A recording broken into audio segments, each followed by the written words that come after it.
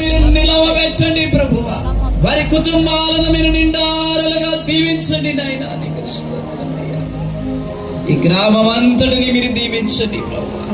రక్షణ లేని ప్రతి బిడ్డ ఈ దినమన నాయన వినిన వాక్యము ద్వారా రక్షణ పొందుకుందురుగా కానీ ప్రార్థన చేస్తుంది. నీ వాక్యపు శక్తితో బిడ్డను నింపినందుకు నీకు స్తోత్రమయ్యా. నీ సేవకులు నాయన మీరు వాడుకున్న విధానమును బట్టి నీకు స్తోత్రమయ్యా. ఇంకా అనేక ప్రాంతాల్లో దేశ విదేశాల్లో ఇంకా బలమైన సాధనముగా సాక్షిగా మీ దాసులను వాడుకోనండి ప్రభువా. ఆయుష్ని ఆరోగ్యాన్ని పొడిగించండి ప్రభువా. నీకు స్తోత్రమయ్యా.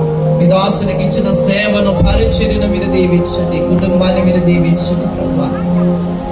అయ్యా సంఘ కాపరి గారైనటువంటి పద్మా డేవిడ్ రాజు గారిని బట్టి మీరు మీకు స్తుతిస్తున్నాం నాయన. ఈ 3 దినములు ప్రభువా మీ నామానికి ఘనముగా మీ నామానికి మహిమ వచ్చినట్లుగా మీరు జరిగించుకున్న ఈ గొప్ప కార్యాలను బట్టి నీకు స్తోత్రం. మీరే ప్రతి బిడ్డను మీరు దీవించండి. వారి హృదయంలో మీరు నివసించండి. ఈ దినము నుండి వారి నూతనమైన జీవితాన్ని ప్రారంభించడానికి మీ బలమైన కార్యాలు జరిగించి మీ నామమునకు మాత్రమే మహిమ తెచ్చుకునమని మా రక్షకుడు మీ ప్రియ కుమారుడైనటువంటి యేసయ్య పరిశుద్ధమైన నామములో అడిగి వేడుకొని ప్రార్థిస్తూ ఉన్నాము తండ్రి.